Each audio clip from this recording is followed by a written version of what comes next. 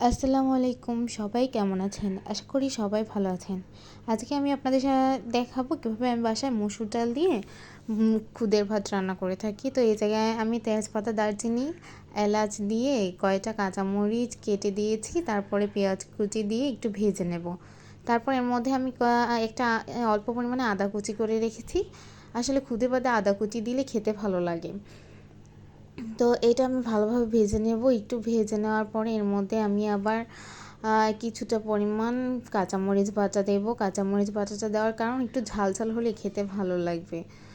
তারপর এর মধ্যে আমি পরিমাণ মতো লবণ দেব। লবণটা দেওয়ার পরে এর মধ্যে হলুদ গুঁড়ো দিয়ে দেব। হলুদটা দিই কারণ এমনিতে তো মসুর ডাল দেওয়া, তার মধ্যে আবার কীরকম একটা দেখা যাবে, তাই একটু হলুদটা দিলে একটু হলুদ হলুদ হবে, দেখতেও ভালো লাগবে। তাই এই তো আমি একটু ভেজে নেওয়ার পরে এর মধ্যে আমি মসুর ডাল আর চালটা যে ধুয়ে রেখেছিলাম ওইটা দিয়ে দেব। এটা দেওয়ার পরে আমি কিছুক্ষণ এটা ভালোভাবে ভেজে নেব। ভেজে নিলে কি মানে খুদে ভাতটা একটু ঝরঝরা হবে, নয়তো ঝরঝরা হবে না, তখন খেতেও ভালো লাগবে না, হাতে লেগে থাকবে। তো এটা খেতে কীরকম ভালো লাগবে না। তাই আমি এটা ভালোভাবে ভেজে নিয়েছি কিছুক্ষণ। ভেজে নেওয়ার পরে আমি এর মধ্যে পরিমাণ মতো পানি দিয়ে দেব। পানিটা দিয়ে আমি চুলাটা অন করে কিছুক্ষণ ঢাকনা দিয়ে রেখে দেব।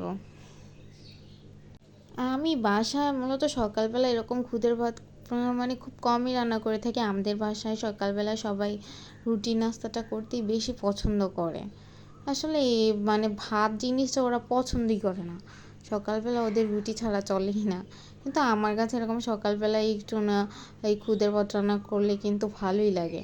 তো এই জায়গায় আমি আবার একটা টমেটো দিয়ে দিয়েছিলাম কেটে। টমেটোটা দিয়ে ভালোভাবে মিশিয়ে নেব। আমি মিশিয়ে নেওয়ার পরে এর মধ্যে আবার কিছুটা পরিমাণ ধনেপাতা অ্যাড করব। ধনেপাতাটা দিলে এর মানে গন্ধটা একটু সুন্দর আসে। আসলে আমি ধনেপাতা সব কিছুতে দিতেই পছন্দ করি। মানে শীতকালে ধনেপাতা ছাড়া আমার কোনো তরকারিও খেতে ভালো লাগে না। ধনেপাতা যতদিন থাকে ততদিন আমি এটা ব্যবহার করি তরকারির মধ্যে। তো এই তো আমি আবার এটা চেপে রেখে দেবো কিছুক্ষণ। এই তো দেখতে পাচ্ছেন আমার খুদে ভাতটা কতটা ঝরঝরা হয়েছে। আজকের ভিডিওটা এতটুকুই। আল্লাহ হাফেজ।